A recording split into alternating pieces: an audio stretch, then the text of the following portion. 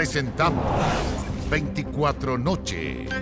Esta edición de 24 Noche, 1 de la madrugada con 5 minutos. Comenzamos contándoles que 27 oficiales condenados en Punta Peuco reconocieron a través de una carta violaciones a los derechos humanos ocurridas durante la dictadura.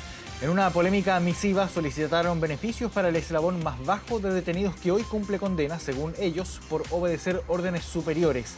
Desde La Moneda descartaron cualquier tipo de beneficio para quienes entreguen información relevante. Reconocemos que en el cumplimiento de nuestros deberes y en la forma como lo entendíamos en esa época, muchas de nuestras acciones produjeron violaciones a los derechos humanos con graves consecuencias. El reconocimiento de 27 oficiales condenados por delitos de lesa humanidad durante la dictadura de Augusto Pinochet, carta inédita de quienes cumplen condena en Punta Peuco. Militares que en busca de otro objetivo confirmaron sus crímenes, asegurando, eso sí, que debió una formación en donde primaba la obediencia, apuntando a sus superiores y no al respeto de su adversario. Que dejan evidencia que hay personas que disponen de la información. Y yo creo que con la misma iniciativa sería muy relevante para el país, para los familiares, que nos dijeran dónde están. ¿Dónde están? Es la pregunta que el gobierno quiere responder a través del plan de búsqueda. Una misiva cuyo objetivo central fue solicitar beneficios para el eslabón más bajo de detenidos que hoy cumplen condena por violaciones a los derechos humanos. La misiva fue enviada al diputado Gonzalo de la Carrera, quien la dio a conocer en el Congreso a un día de la conmemoración de los 50 años del golpe. Creemos que es hora de cerrar las heridas, de pedirse los perdones correspondientes y de concederle a los inocentes. Con la solicitud se pretende beneficiar a suboficiales, soldados conscriptos y empleados civiles, quienes según la misiva solo cumplieron órdenes de sus mandos, según lo consagraba la legislación militar vigente. Solicitamos la conmiseración del poder político y judicial mediante las medidas necesarias, jurídicas o administrativas, para que puedan volver a estar junto a sus seres queridos. Las personas que están en Punta Peuco son unas bestias salvajes, son personas que cometieron las peores atrocidades.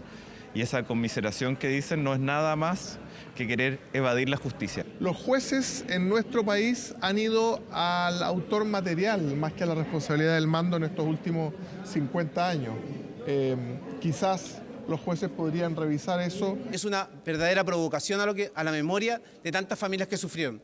Me parece que es faltarle el respeto al Estado de Derecho que delincuentes de derechos humanos, criminales de lesa humanidad, hoy día pidan tener algún tipo de beneficio. Cuando se establece el estado de sitio, el no obedecer una orden puede acarrear la muerte de la persona que no obedece esa orden. A mí me parece de justicia tener eso en consideración. Dentro de los firmantes está José Sara, quien cumple condena por el crimen del general Carlos Prats, y Carlos Herrera Jiménez, el asesino confeso del líder sindical Tucapel Jiménez. En 2016 pidieron perdón por los crímenes cometidos. Herrera Jiménez, en 2014, concedió una entrevista a Televisión Nacional de Chile. No sé el destino de los detenidos desaparecidos, la verdad que no lo sé. Hay gente que puede saber, sí. A lo mejor. Que los firmantes reconocieran o confirmaran violaciones a los derechos humanos con graves consecuencias fue catalogado como un gesto tardío, no solo por el oficialismo, también por organizaciones de derechos humanos. Solo una carta nos sirve hoy día a 50 años. Hoy día lo que hay que hacer y lo que nosotros hemos apostado como agrupación durante estos 50 años es a los tribunales de justicia. Ellos tienen claro dónde tienen que entregar primero la información, dónde los detuvieron, dónde los dejaron y dónde siguen estando sus cuerpos. Entre los firmantes no figuran los nombres de superiores al mando a quienes apuntaron, como el ex jefe de la CNI, Álvaro Corbalán, el ex brigadier Miguel Krasnov, ni el ex brigadier Pedro Espinosa, el segundo de la DINA. Hemos esperado 33 años para que nuestros superiores asuman la responsabilidad de sus órdenes. Venimos hoy en asumir la responsabilidad de sus actos, como consecuencia del pávido silencio de aquellos que, investidos de sus grados y cargos, no han tenido la grandeza de hacerse cargo de las órdenes que impartieron a sus subordinados. ¿Pero el gobierno está abierto a conceder algún tipo de beneficio carcelario? El gobierno no tiene ninguna iniciativa sobre ese punto y cualquier efecto de sus declaraciones están en el contexto de las indagaciones judiciales que realizan los jueces. Beneficios a cambio de información que está descartada. Misiva que al menos para el gobierno confirma que existe información oculta relevante que podría responder a la pregunta ¿dónde están? Y precisamente sobre esa carta firmada por 27 reos del penal de Punta Peuco conversó Matías del Río hace algunos minutos con el diputado del Partido Comunista Luis Cuello. Vamos a revisar esa conversación. Diputado Cuello, buenas noches. ¿Cómo está usted? Buenas noches, Matías. Muchas gracias por la invitación. Diputado Cuello, ¿cómo toman esta carta? Para ir de general a particular, ¿cómo la toman? Primero, ¿es sorpresivo, es esperable? En el contexto de los 50 años, sin lugar a dudas. Vamos a lo general y luego podemos entrar a ver al detalle. ¿Qué le parece?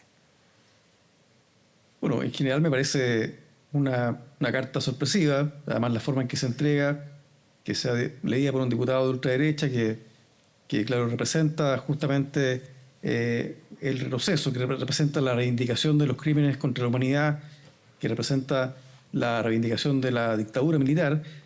Pero claro, en este contexto de los 50 años creo que también hay una suerte de... vieron una oportunidad a propósito del debate sobre el cierre de Punta Peuco. Me parece que se puede inscribir en ese contexto, pero en realidad creo que no es un gesto sincero porque más allá de reconocer violaciones de los derechos humanos, creo que hasta ahora tanto los ejecutores materiales como también quienes ordenaron los crímenes, los delitos graves que cometieron estas personas, no han expresado ningún tipo de arrepentimiento y aún subsisten, hay mucha información todavía que no ha sido revelada. ¿Cómo lee, diputado Cuello, la particularidad que tiene esta carta en la lectura que uno puede hacer así literal? Que no piden beneficios para ellos, los firmantes, sino para ellos son oficiales los firmantes, sino para los suboficiales. ¿Eso qué reflexión le genera a usted? Bueno, lo primero es, por el tono de la carta, yo creo que, hay una realidad que existe y que es que en general los altos mandos que fueron responsables y que diseñaron el plan de aniquilamiento de la disidencia política, de la oposición, sin duda muchos de ellos no pagaron, no tuvieron condenas. Y asimismo eso ocurrió, hay que recordarlo también, con los civiles que fueron cómplices de la dictadura, que prácticamente ninguno de ellos tampoco tuvo ninguna responsabilidad, o más bien no se hizo efectiva ninguna responsabilidad. Y el ejemplo más claro de alto mando es el propio Pinochet. Pinochet murió en la impunidad, estaba siendo encausado, pero ya sabemos lo que ocurrió y él no pasó un día en prisión, murió en la impunidad y por lo tanto esa es una realidad. Pero eso no impide que aquellos que ejecutaron estos graves crímenes, que fueron ejecutores materiales, no deban pagar de acuerdo a la ley, de acuerdo al derecho, de acuerdo a la justicia, con las condenas penales que se han impuesto. Ahora, y por lo tanto, creo que ahí no hay una contradicción. Ahora, hay una parte del texto que es bien interesante, lo coincidente en el tiempo con el libro del general Martínez, que ha sido muy criticado por un sector del ejército en retiro, porque los que están en el servicio activo no pueden opinar, pero uno adivina que podría haber también militares en el servicio activo que no les gusta la carta o el libro de general Martínez. En cuanto a la responsabilidad del mando, en cuanto al honor militar, es más, así le llama el general en retiro Martínez, el honor militar y decir, bueno, nosotros en esa época, dice en la carta, quienes no la hayan leído, dicen algo así como, nosotros estábamos educados para obedecer y nos daban órdenes y obedecer más que a considerar a los adversarios o los derechos humanos de los adversarios. Entonces, no digo exculpa, porque los autores son autores y hay fallos, ya sentencias judiciales, pero no da espacio para analizar mejor cuánto puede liberar de algo de responsabilidad quien le dijeron, mire, usted tiene que hacer esto. Y como estaban comprendidas las cosas en ese momento, eran gente joven, dice, bueno, lo hicimos, lo tuvimos que hacer. ¿Cómo lee usted eso? ¿O no lo exculpa o no aminora en nada la falta para usted? La verdad es que no. Es que en realidad, acá hay que, primero, yo quiero decir que lo que ha hecho el general Martínez sin duda tiene un valor, porque él ha reconocido que, y lo hizo ahora en este libro, pero también antes de salir de la comandancia del jefe del ejército, cuando emite este informe, que luego fue bajado en la página del ejército, donde reconoce justamente que las desapariciones forzadas atentaron contra el honor militar, más allá que fueron también Por eso le digo, diputado Cuello, es que uno adivina que en servicio activo también hay uniformados, uno no puede decir todos, puede ser injusto generalizar, hay uniformados que les molesta estos dichos de Martínez. Me refería justamente a ese comunicado que al salir del ejército lo bajaron de la página web. Sin duda, porque hay personas que realmente no tienen ningún límite moral ni ético y de alguna forma validan todos los horrores cometidos por la dictadura. Pero cuando uno va a lo que me preguntas, Matías, sobre los ejecutores materiales, o sea, fijémonos cuáles era la clase de atrocidades que cometieron. Es decir, no estamos hablando de una simple vulneración a la ley, una detención ilegal, no, estamos hablando de masacres, estamos hablando de botar, digamos, de dejar cuerpos en el mar. Hace pocos días me correspondió ir a Quintay a un homenaje a los 5 últimos detenidos desaparecidos, que fue el año 87, o sea, ya casi al fin de la dictadura, que fueron personas jóvenes, militantes, que fueron lanzados al mar. Entonces estamos hablando de esa clase de crimen. Entonces cuando realmente una persona es conminada a cometer una atrocidad, un horror de esas características, un acto tan inhumano,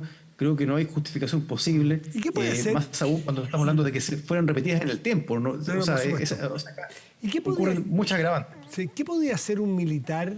Quiero entender sencillamente cuál es su forma de pensar. No es una explicación, ni mucho menos justificación de absolutamente ninguna de esas ferocidades humanas, o inhumanidades directamente. ¿Cómo podías decir que no? ¿Cómo podía oponerse? Estaban los espacios en dictadura, no había Estado de Derecho, ¿tenían espacio suboficiales que un general le hubiese dado una orden? Por ejemplo, usted haga esto, suba a este sujeto porque es un tal por cual y hágalo desaparecer, tiro al mar. ¿Qué podía hacer? Para que entienda gente que es más joven y que no vivió esa época. ¿Qué podía hacer? ¿Qué espacio tenía ese suboficial? Sí, uno puede verlo de esa perspectiva, pero la verdad es que cuando... No exculpa, por favor, no exculpa ni quita peso al drama.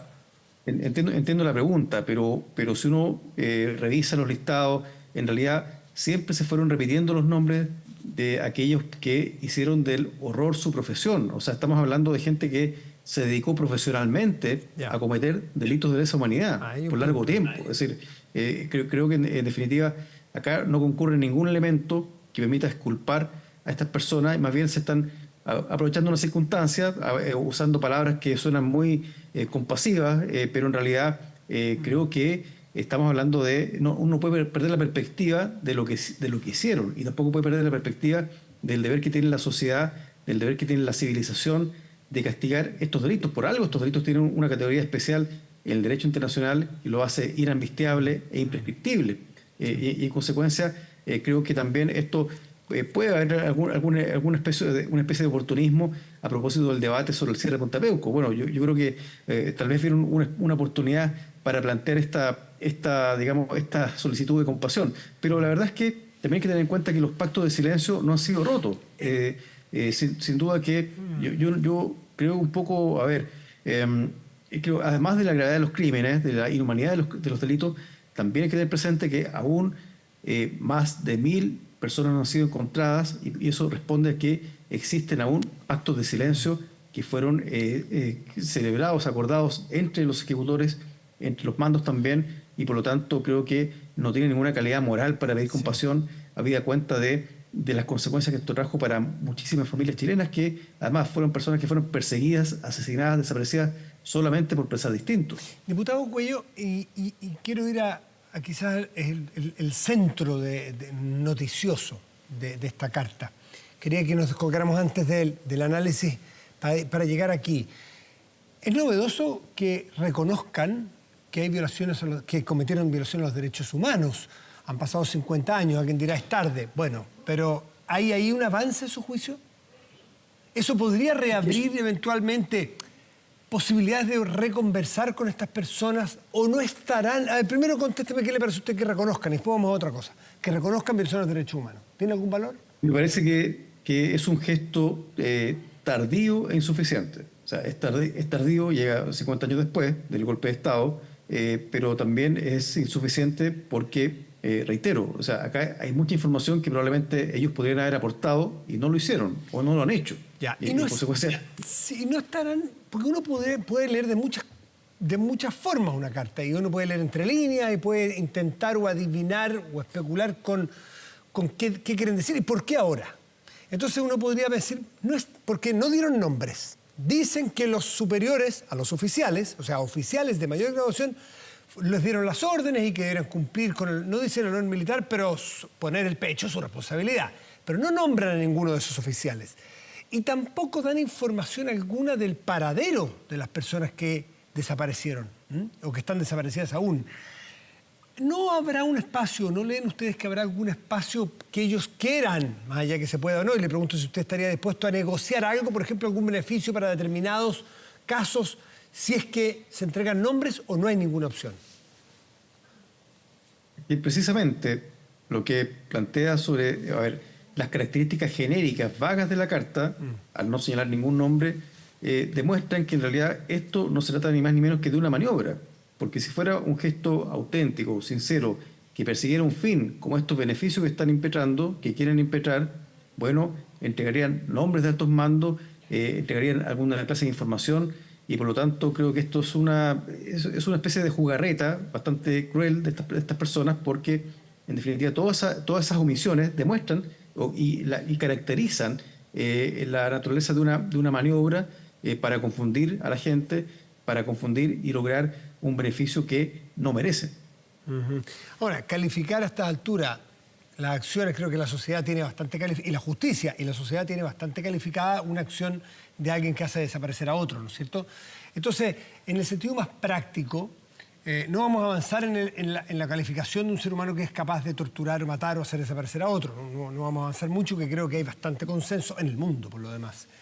Pero el pragmatismo, y si alguien llega a una segunda carta y dice, ¿saben qué? Tenemos nombres. ¿Qué querían ustedes? Tenemos nombre y podríamos dar con paradero de muchas personas. ¿Qué acción tomarían ustedes? Estoy haciendo una hipótesis absolutamente irreal. Claro, es una hipótesis, por lo tanto yo creo que es mejor atender a la realidad. Y la realidad es que las características genéricas y vagas de esta comunicación hacen poco creíble lo que están planteando. O sea, carecen de toda credibilidad, más allá de lo que hicieron. Entonces, en realidad, antes que imaginar esto, yo preferiría ver realmente un gesto auténtico que entregara información, que señalara tal o cual mando dio esta orden de asesinar, de masacrar a un conjunto de personas, y eso hasta ahora no ha existido. Y por lo tanto, yo creo que, leyendo bien, interpretando lo que quieren decir estos militares, me parece que no tienen ninguna intención de colaborar con la justicia, de entregar más información que sea conducente a encontrar el paradero de los detenidos desaparecidos. Diputado Luis Cuello, jefe de bancada del Partido Comunista, muchísimas gracias como siempre por conversar con nosotros. Que esté muy bien. Muchas gracias, Matías. Buenas noches. Muy buenas noches. La entrevista está, por cierto, en nuestro portal de noticias www.24horas.cl. Vamos a seguir hablando de la conmemoración del golpe de Estado con un minuto de silencio en memoria de quienes perdieron la vida. Comenzó la sesión especial del Senado para reflexionar por los 50 años del golpe.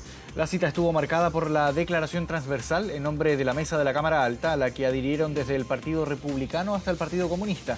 El texto fue leído por el presidente del Senado, que abordó las lecciones que dejó el golpe de Estado en Chile. La sesión, de la que se restaron algunos parlamentarios, como por ejemplo el senador Iván Moreira, se extendió por más de 2 horas y algunos legisladores reflexionaron sobre las violaciones a los derechos humanos cometidos en dictadura y el valor de avanzar en acuerdos desde las diferencias de los distintos sectores políticos. Es imposible que pretendamos tener una visión común de la historia. Ninguna diferencia puede llevarnos a perder el respeto esencial que nos debemos como parte de un mismo país. Nunca podemos tratarnos como enemigos. Nunca la violencia es alternativa a la solución nacional de los desacuerdos.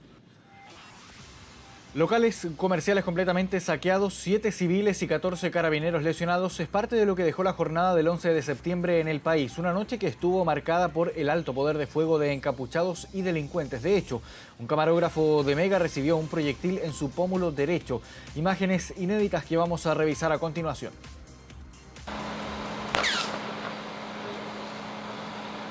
Un disparo certero, dirigido contra un camarógrafo de Mega.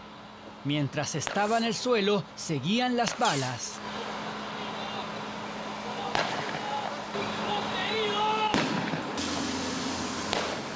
El profesional recibió un proyectil en su pómulo derecho mientras registraba lo que ocurría en Villa Francia. Tengo un herido bala, un periodista. Lo tengo tirado en el piso, por favor, préstame una cobertura. Cruce los vehículos y preste cobertura. Fueron horas de disparos, gran cantidad de ráfagas de encapuchados y delincuentes, pero un registro demuestra que nada fue al azar, eran ataques a corta distancia.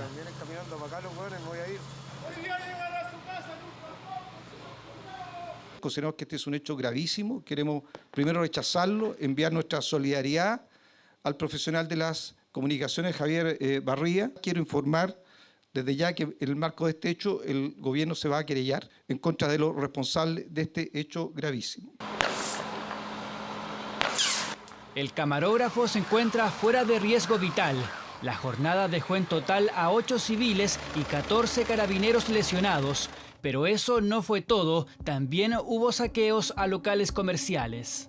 Esta turba arrasó con toda una galería comercial en Cerro Navia. Dejaron, por ejemplo, pérdidas de 20 millones de pesos en un local de venta de agua purificada que hace solo un año abrió sus puertas. No les bastó eso, rompieron todo. Vinimos para acá, pero no pudimos llegar porque había muchísima gente. Entonces era arriesgar la vida venir, porque íbamos literalmente, como se puede decir, en la calle, porque asumir estas pérdidas es casi imposible.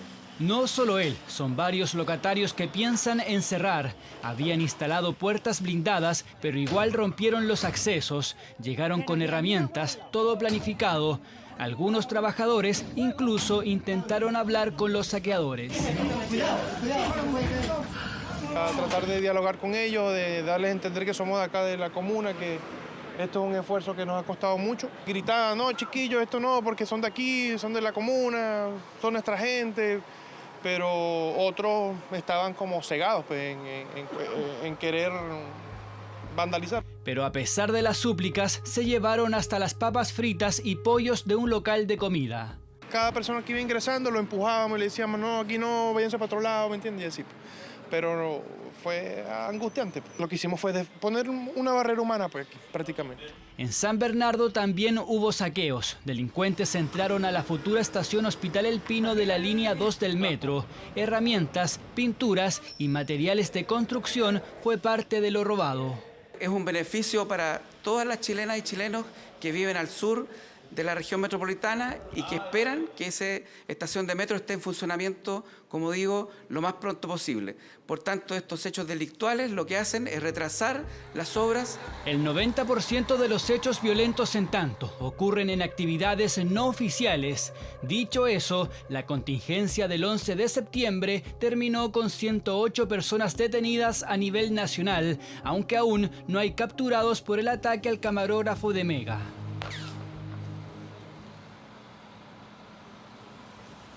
Una de la mañana con 28 minutos, vamos a una pausa y ya volvemos con más noticias aquí en 24 Noche.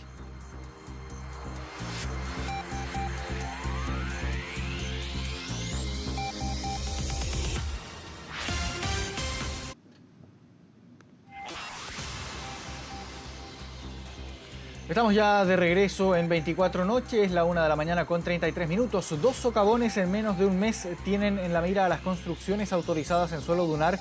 Esto es la zona costera de la comuna de Viña del Mar, precisamente ahí entre el límite entre Reñaca y Concón. Desde el gobierno indican que en la última década se han levantado 38 edificios en la ciudad en terrenos con estas características. Hoy, 4 de ellos han sido evacuados precisamente de los riesgos de la construcción sobre dunas y del posible destino de estos edificios. Vamos a revisar el informe preparado por Marcelo Lagos y Jordan Jopia.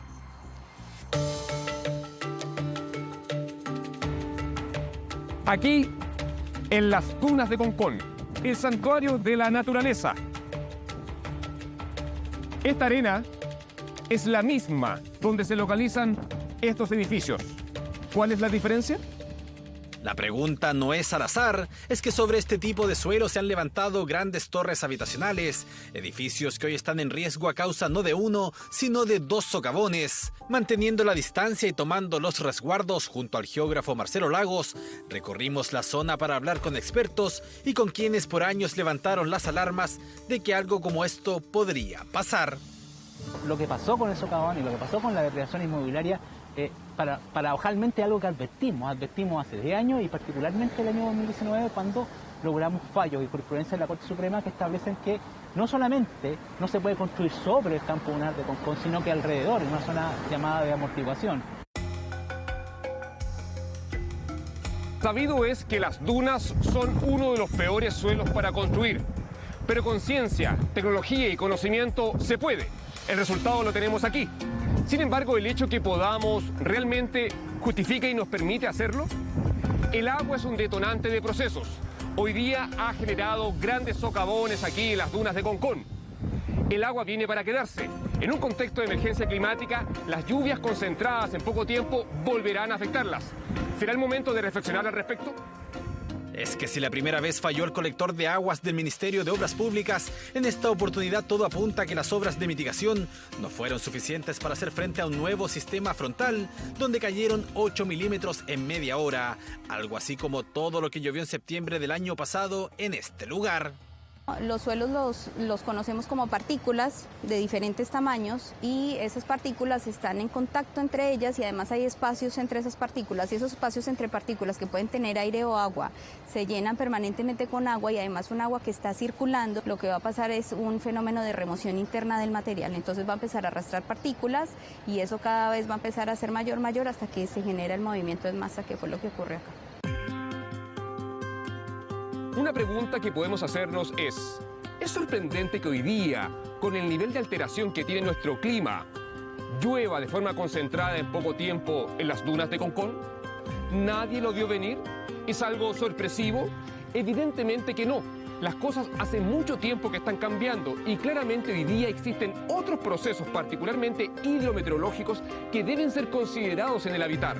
Claramente el agua que interviene en la duna acelera múltiples procesos y hoy día estamos viendo la punta del iceberg de puntuales procesos que se transforman en un potencial peligro para estructuras habitadas. Emergencia que el pasado 26 de agosto obligó a evacuar el Kandinsky y a la que ahora se suman 3 nuevos edificios que debieron ser deshabitados. Estamos enfrentados a eventos que nunca habíamos visto antes. Y que por lo tanto nos someten a un estrés y someten a nuestra infraestructura a eventos que no teníamos contemplados y para los cuales mucha de nuestra infraestructura no está preparada. Lo medular acá no es el socavón, lo medular aquí no es el colector. Aquí la reflexión crítica que tenemos que hacer es si realmente es necesario construir sobre dunas en un país como Chile, en un contexto de emergencia climática y particularmente en un país donde los sismos más grandes del mundo ocurren. Según la ministra de Obras Públicas, en la última década en Viña del Mar se construyeron 38 edificios sobre dunas. ¿Qué pasará con los hoy afectados por los socavones? Yo me imagino que aquí tienen que haber seguros comprometidos y si tienen que haber seguros comprometidos, esos seguros se tienen que poner a disposición de las personas y las familias que confiaron en las constructoras que edificaron sobre los campos, sobre este campo dunar. Por tanto, si hay que demoler, hay que demoler. Emergencia que hoy ha escalado a tal punto que incluso algunos diputados plantean crear una sesión especial en la Cámara a raíz de los socavones. Acá hay un tema que ha dejado de ser un tema de Viña del Mar Valparaíso, se ha convertido en un tema nacional, que es cómo planificamos urbanamente las ciudades. Imaginar el ordenamiento territorial implica tener una imagen objetivo de futuro. ¿Cómo imaginamos un territorio? ¿Densamente urbanizado o un territorio que cuide y protege el patrimonio natural? Las diferencias están a la vista.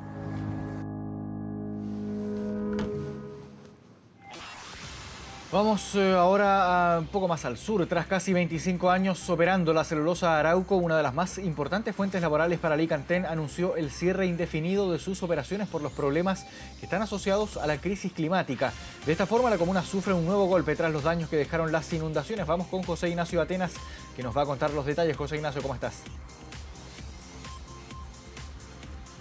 Así como están, buenas noches. Otro golpe más para la comuna de Licantén, un balde de agua fría. Recibieron los vecinos de acá del sector el anuncio que finalmente el cierre indefinido de la celulosa de Licantén, la planta Licancel como se le llama, que anunció justamente debido a las complicaciones, principalmente con los cambios climáticos. Han tenido varias dificultades para operar, en el verano sufren con la sequía, han tenido que frenar sus operaciones y ahora en este año 2 ocasiones han sufrido también con las inundaciones. Son las razones principales que motivaron a la celulosa Arauco a este cierre indefinido. ¿Y qué significa esto? Un efecto bastante importante en lo que tiene relación con los vecinos de acá de la comuna de Licantén, también los que están en los alrededores, la comuna de Gualañés, Curepto y varias más, en donde muchas personas trabajan finalmente de manera directa e indirecta en la celulosa Arauco, lo que obviamente preocupa bastante, considerando que muchas de estas personas que trabajan actualmente en la celulosa Arauco lo perdieron todo con las inundaciones. Por lo tanto, están ahí tratando de ponerse de pie y eso obviamente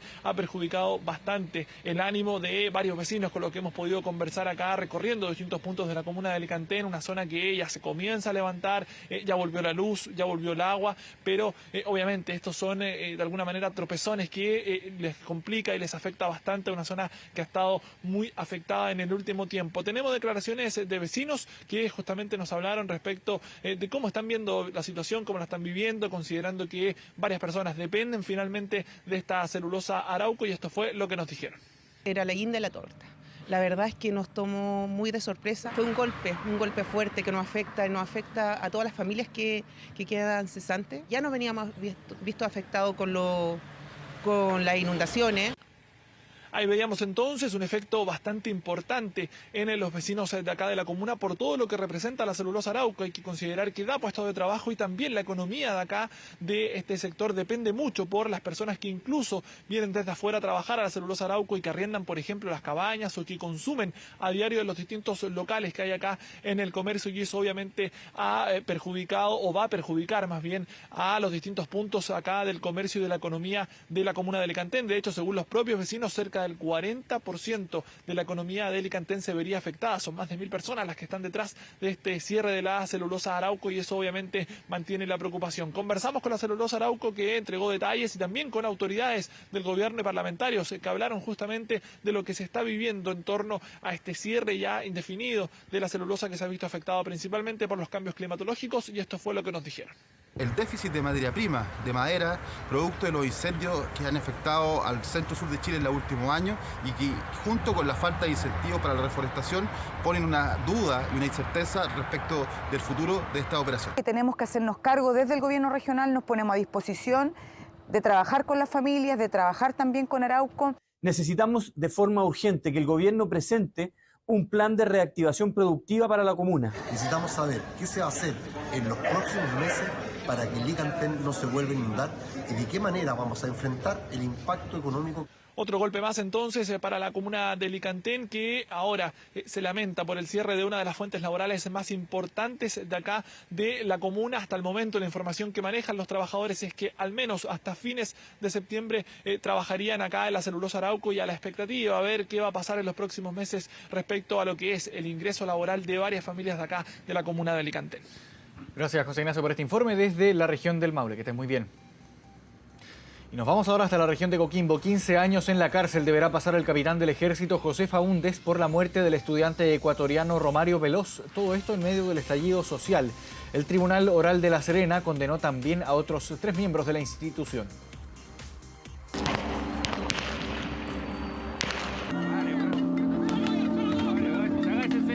Cansa ver a la familia mal. Cansa ver que todos estemos cansados. Lo hicimos absolutamente todo. Mi hijo debe estar tranquilo. Yo sé que mi hijo ahora va a poder descansar, porque ya hemos logrado lo que tanto queríamos: justicia. Casi 4 años han pasado desde que Mary Cortés supo de la muerte de su hijo Romario Veloz, un joven ecuatoriano que había pasado gran parte de su vida en nuestro país, estudiante, padre y amante de la música, que falleció cuando comenzaba el estallido social el 20 de octubre de 2019 a causa de una bala que percutó un militar. Romario no fue la única víctima de esa fatídica jornada. En medio de manifestaciones por el estallido social, Rolando Robledo y César Vélez también fueron alcanzados por las municiones. Ambos quedaron con lesiones físicas y psicológicas. Me paré y sentí el impacto de bala en mi estómago y no me acuerdo más hasta que desperté en el hospital en diciembre.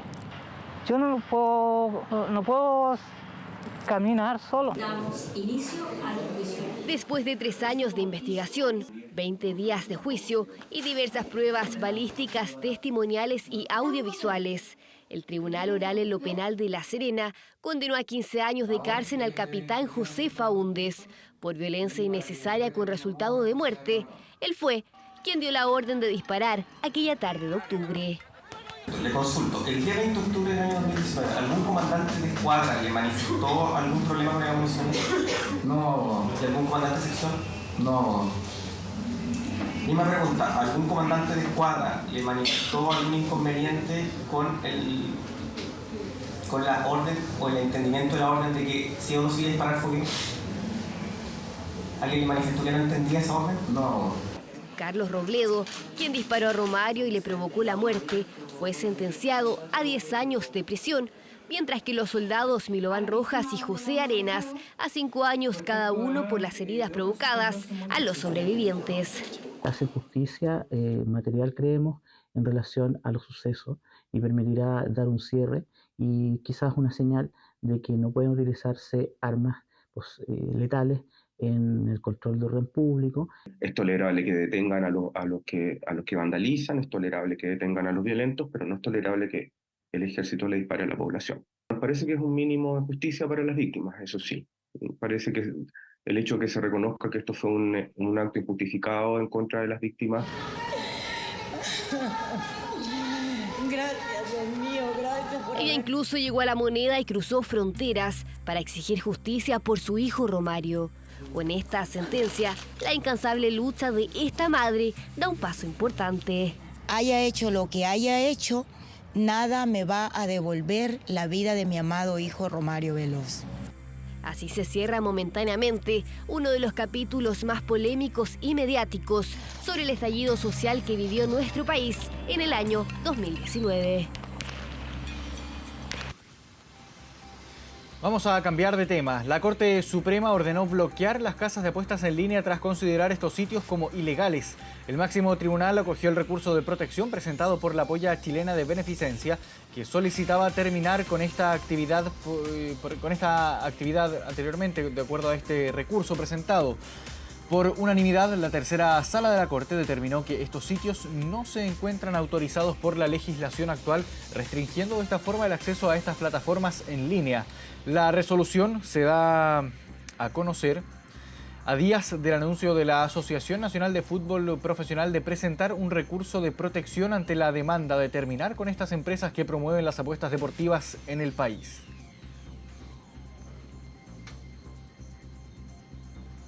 Y la Cancillería chilena envió una nota de protesta a Nicaragua por los dichos de su presidente Daniel Ortega. De esta forma salió el encargado de negocios de Nicaragua, Gadiel Arce, del Ministerio de Relaciones Exteriores de Chile. Ahí lo estamos viendo. Tras recibir la carta diplomática con la que nuestro país expresó su molestia por las declaraciones del mandatario. En una ceremonia de la Policía de Nicaragua, Daniel Ortega abordó la conmemoración de los 50 años del golpe de Estado en Chile. El líder nicaragüense señaló que los carabineros chilenos están formados por el asesinato masivo, formados para asesinar al pueblo. A raíz de estos dichos, la Comisión de Relaciones Exteriores de la Cámara de Diputados ofició al canciller Alberto Van Claveren para solicitar el envío de una carta de protesta. Durante la carta, la Secretaría de Estado citó al representante de ese país, quien no emitió declaraciones tras recibir este reclamo nacional. 1 de la mañana con 48 minutos. Vamos a una pausa y ya volvemos.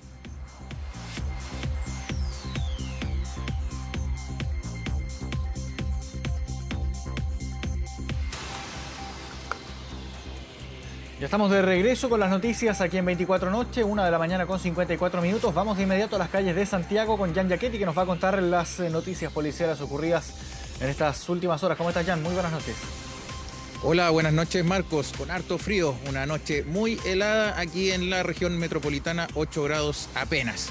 Vamos a comenzar de inmediato en la comuna de Puente Alto, revisando las noticias policiales, porque ahí se registró un trágico incendio que lamentablemente causó la muerte de una pareja, un matrimonio de adultos mayores que estaban a cargo de su nieto de apenas 10 años de edad y que este se salvó de milagro. Fíjense que fue por el consejo de su abuelito quien pudo decirle que se ocultara de las llamas, que buscara refugio en una parte de la vivienda que estaba alejada de este fuego intenso que rápidamente consumió por completo la vivienda, que pueden estar viendo en sus pantallas, y que lamentablemente este abuelito se queda en el domicilio para poder rescatar a su esposa, que estaba postrada en cama. Ambos tenían aproximadamente 83 años de edad y tenían problemas de movilidad, por eso es que no pudieron escapar del fuego que se registró en las calles de Avenida México con Avenida Los Toros en la comuna de Puente Alto. Una situación muy lamentable donde los vecinos también recordaban a esta pareja de abuelitos, que eran unos vecinos muy comunitarios, además ellos los recordaban y señalaban que eran muy buenos vecinos. Una pérdida para la comuna de Puente Alto, específicamente ahí en la comunidad de Avenida México con Avenida Los Toros. Escuchemos qué nos señalaban respecto a esta emergencia, tanto vecinos como también el alcalde, que nos señaló esta situación en donde también se revela que el abuelito le salvó la vida de alguna manera a su pequeño nieto de 10 años. Vivían un matrimonio viejito y la señora era postrada. Y el caballero él se movilizaba y su hijo su hija venía seguido. Sí, conocí a la abuelita, tengo mucha pena porque yo conversaba con ella. Ella salía en su burrito a dar una vueltecita por ahí cuando había solcito. Entonces ha sido bien triste el fallecimiento de los dos. Al parecer el incendio se origina producto de que la estufa habría entrado en contacto con telas que pueden ser del sofá o algún tipo de ropa próxima a la estufa, y desde ahí se origina el incendio y se sale de control obviamente y termina cobrando la trágica vida de dos adultos mayores de este sector. Bien, ahora nos trasladamos a la comuna de Conchalí, porque específicamente en la caletera de la autopista central, a la salida de Zapadores, un coronel de carabineros de un departamento administrativo de la institución fue violentamente asaltado a través de la modalidad de la encerrona. Dos vehículos abordados por delincuentes es que llegan hasta ese sector y rápidamente intentan detener su tránsito por ese sector y se descienden de ambos vehículos con armas de fuego, lo intimidan.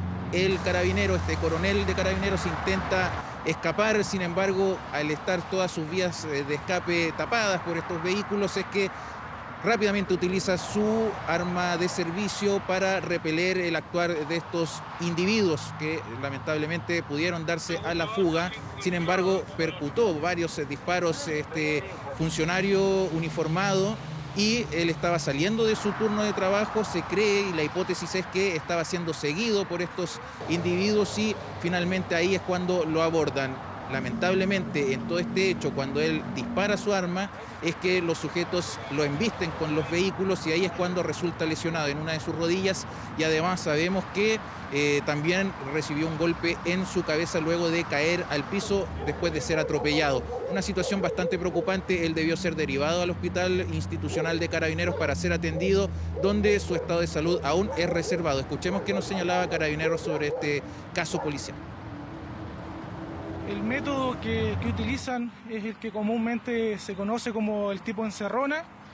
¿Ya? Eran dos vehículos, uno se coloca a un costado, el otro en la parte posterior, bloqueando todo lo que es el paso y posible huida de la víctima, y producto de esto lo embisten, tratan de chocar el vehículo de la víctima.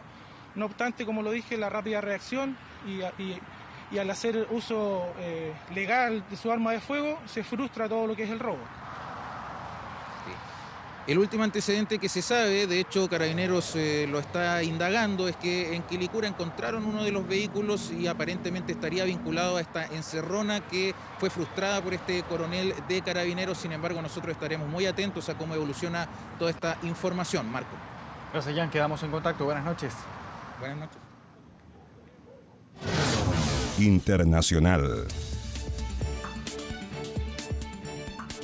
Vamos a noticias del mundo. El líder norcoreano Kim Jong-un llegó este martes hasta Rusia para reunirse con su homólogo Vladimir Putin. Un esperado encuentro que enciende las alarmas, al igual que el llamativo tren en el que llegó Kim, totalmente blindado y con una particular selección de vinos. Enorme, poderoso y listo para la batalla. Así describen al tren que traslada al líder norcoreano Kim Jong-un, que ahora se ha convertido en un protagonista en lo que será uno de los encuentros más controversiales de este año. Kim Jong-un salió de Pyongyang para visitar la Federación Rusa. La fortaleza móvil llevará al líder norcoreano desde Pyongyang a su esperada reunión con su homólogo ruso Vladimir Putin. Un encuentro que llega en medio de advertencias de Estados Unidos de un posible acuerdo de armas. Pero en paralelo a la alta expectativa que genera el encuentro entre ambos líderes, la figura del imponente tren verde oscuro y con franjas amarillas ha sido un objeto de fascinación durante décadas. El tren, que viaja a una velocidad promedio de 60 km por hora, se encuentra fuertemente blindado con ventanas a prueba de balas y paredes y pisos reforzados para proteger contra explosivos. Básicamente hay un convoy inicial cargado con agentes de seguridad que van revisando la línea férrea y también las estaciones por las cuales pasa el segundo convoy, que es el tren en donde viaja Kim. Y cierra esto un tercer convoy que va prácticamente con 100 guardaespaldas. Pero además de los fuertes resguardos de seguridad que posee, los lujos que hay dentro de él también llaman la atención. En el tren hay una habitación con una cama, una sala de reuniones, una sala de recepción, un comedor, un baño y otras instalaciones convenientes. A estas comodidades se une una selecta selección de vinos y una exquisita gastronomía, además de una tripulación liderada por mujeres, lo que ha alimentado los mitos en torno a este tren, que se ha convertido en un símbolo del secretismo de Corea del Norte, ya que el actual líder norcoreano Kim Jong-un no es el primero que lo usa para viajes oficiales. Kim Il-sung, el abuelo de Kim Jong-un, fue el primero en diseñar y crear este concepto del tren, en gran medida porque desconfiaba de los aviones. Posteriormente, el padre de Kim Jong-un, Kim Jong-il, abiertamente le tenía fobia a volar. Sin embargo, el caso de Kim es totalmente distinto, ya que no ha demostrado públicamente miedo a volar. De hecho, anteriormente viajaba en un lujoso jet privado. Es más que nada un símbolo. Ciertamente, el norcoreano cuenta con un avión como por ejemplo el de la presidencia de Estados Unidos, el Air Force One. Y en ese contexto, este tren es lo que más se acerca en términos de un despliegue tecnológico contundente como medio de transporte oficial para el gobernante de Norcorea. Su avión es viejo, no ha recibido el mantenimiento adecuado. Si hay un accidente, quedaría en el aire. No habría tiempo para recuperarse. Desde el punto de vista de seguridad y equipamiento es inadecuado. Kim Jong-un, desde que asumió el poder en Corea del Norte en 2011, solo ha realizado 9 viajes al extranjero. Por el momento, la esperada reunión entre Putin y Kim sigue siendo un misterio, pero la tensión por el armamento que podría obtener Rusia para revertir su situación en la guerra de Ucrania y la tecnología a la que tendría acceso Corea del Norte tras un acuerdo entre ambos líderes mantiene en vilo a Occidente. Volvemos a nuestro país. Revisamos a continuación la agenda de noticias para este miércoles 13 de septiembre. El Senado va a votar una nueva prórroga por 15 días más del estado de excepción en la macrozona sur. La medida ya tiene más de un año de vigencia en la zona tras ser decretada por el presidente Gabriel Boric el día 16 de mayo de 2022. En la mañana lo vota la Cámara y en la tarde lo vota el Senado. Durante la mañana de hoy miércoles también se dará inicio a la segunda mesa de trabajo para abordar los compromisos acordados entre el Colegio de Profesores y el Ministerio de Educación. Uno de los temas que se va a abordar será el bono de retiro para docentes.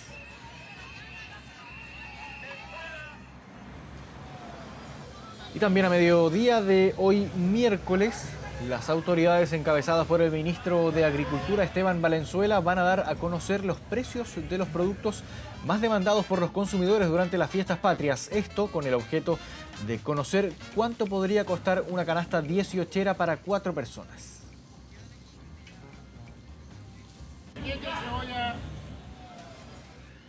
2 de la mañana con 4 minutos. De esta forma ya llegamos al final de esta edición de 24 Noche. Agradecemos su sintonía y los invitamos a que sigan en compañía de Televisión Nacional de Chile y Canal 24 Horas, donde, por cierto, como siempre, seguimos con noticias durante toda la madrugada. Que estén muy bien. Buenas noches.